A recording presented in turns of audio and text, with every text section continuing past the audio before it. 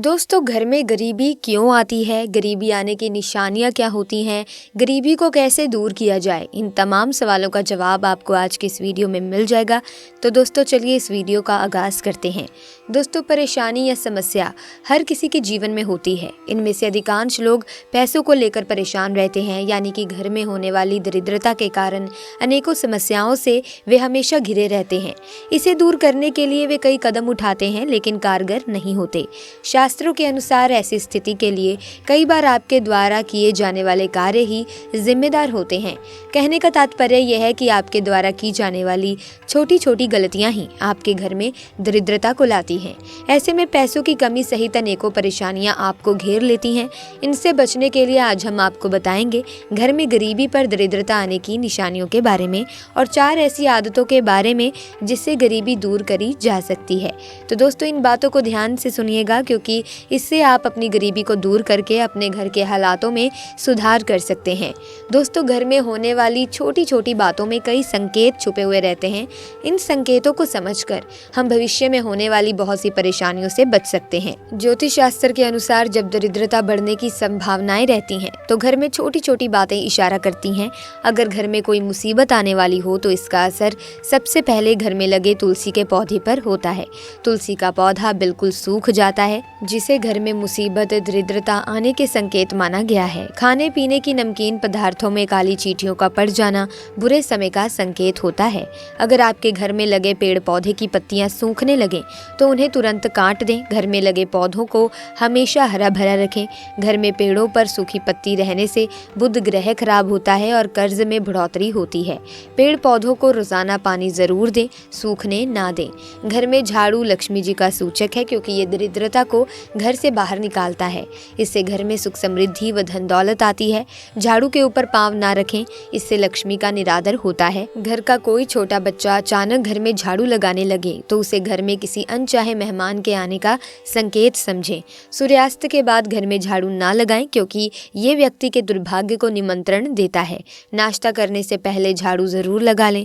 दोस्तों, आचार्य चाणक्य जी कहते हैं कि घर में टूटी हुई कंघी नहीं रखनी चाहिए। अगर आप टूटी हुई कंघी से बाल बनाते हैं तो ऐसा करना शास्त्रों के अनुसार गलत माना गया है। अगर आप टूटी हुई कंघी का इस्तेमाल करते हैं तो समझ जाइए कि आपके घर में राहु और केतु का वास हो चुका है। इसीलिए टूटी हुई कंघी का इस्तेमाल भूल कर भी ना करें। झाड़ू छिपा कर रखें, जिससे किसी को नजर ना आए।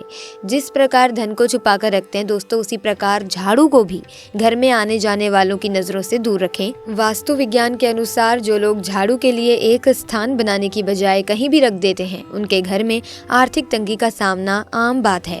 इससे खर्च बढ़ता है, आर्थिक परेशानियों का सामना करना पड़ता है। गाय या अन्य किसी भी जानवर को झाड़ू से मारकर घर से ना भगाएं। इससे महालक्ष्मी आपके घर से रुष्ट होकर चली जाती हैं। जिन घरों में दूध उबलकर गिरता है वहां पर अचानक पैसों का खर्च बढ़ जाता है। घर के लोग बीमार रहने लगते हैं और घरेलू जीवन में दूरियां आने की संभावना बढ़ती है। इसीलिए अगली बार से इस बात का जरूर ध्यान रखें।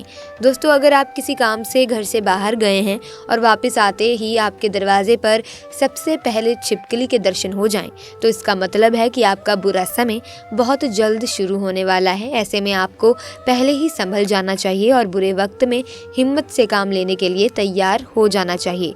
बस इस बात को ध्यान में रखें कि वक्त कभी एक साथ नहीं रहता। बुरा समय भी जल्दी निकल जाएगा, बस ज़रूरत है हिम्मत से काम लेने की।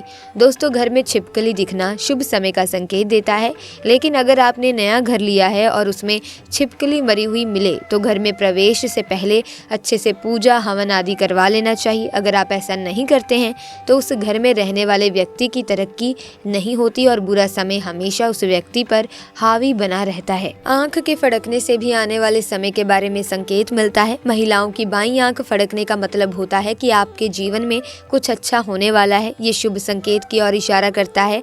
अगर बाईं आंख चारों दिशाओं में फड़कती है तो इसका मतलब है कि आपकी शादी के योग जल्द ही बनने वाले हैं।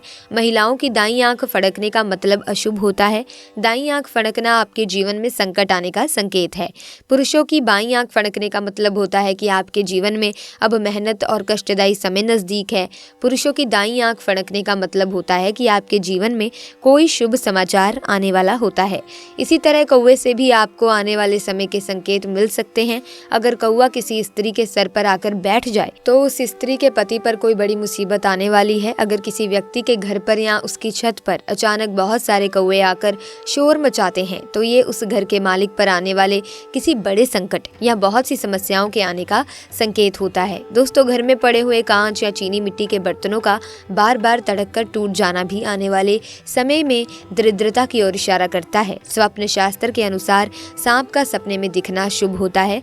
सांप का सपने में दिखने का संकेत होता है कि सरकारी क्षेत्र में आपको लाभ की प्राप्ति होगी। धन और संतान प्राप्ति की तरफ भी ये सपना संकेत करता है। छिपकली सपने में दिखना शुभ संकेत होता है। छिपकली देखने से धन की प्राप्ति आपके जीवन में होने वाली होती है। तो दोस्तों, ये तो हमने बात कर ली गरीबी आने की निशानियों के बारे में।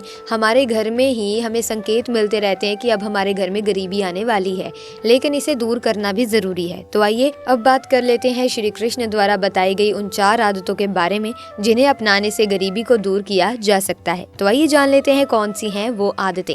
दोस्तों, पहली बात, ईश्वर से बढ़कर भला कौन है, इसीलिए हमें सुबह उठकर सबसे पहले अपने आराध्य देव को याद करना चाहिए, उनका स्मरण करना चाहिए। हमारे परिवार की सुख शांति और समृद्धि के लिए हम पर हमारे कुल देवता की कृपा होना बहुत आवश्यक है। भले ही आपको रोज पूजा पाठ करने के लिए समय न मिलता हो, लेकिन अपने कुल देवता का नाम स्मरण प्रतिदिन करना चाहिए।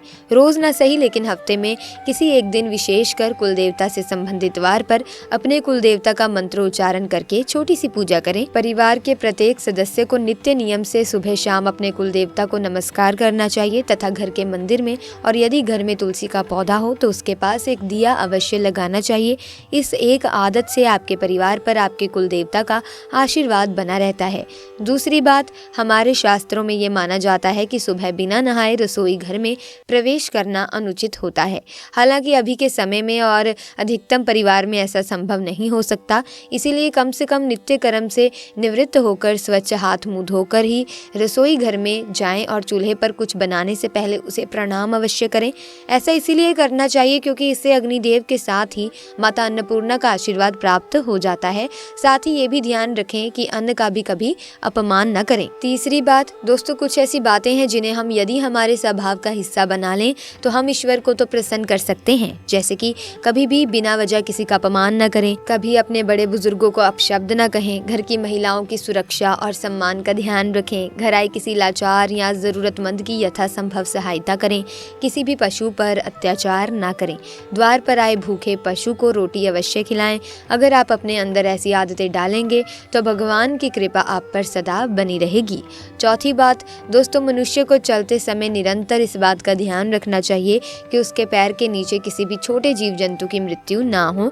जब भी आप घर से बाहर निकलें तो मुख से ईश्वर का नाम लेकर ही निकलें और चलते समय हर कदम को डालते वक्त जमीन पर अवश्य देखें कि कोई छोटा सा जीव या कीड़ा आपके पैरों के तले आकर ना मरे। तो इन छोटी छोटी बातों का आप ध्यान रख के अपने घर से गरीबी को दूर कर सकते हैं और भगवान श्री कृष्ण को याद करना ना भूलें, उनका स्मरण करना ना भूलें। और साथ ही दोस्तों, अगर वीडियो में दी गई जानकारी अच्छी लगी तो वीडियो को लाइक और शेयर करें और साथ ही चैनल को सब्सक्राइब करके बेल आइकन को प्रेस कर दें ताकि नए वीडियोस की अपडेट आपको मिलती रहे। आपका बहुत बहुत धन्यवाद।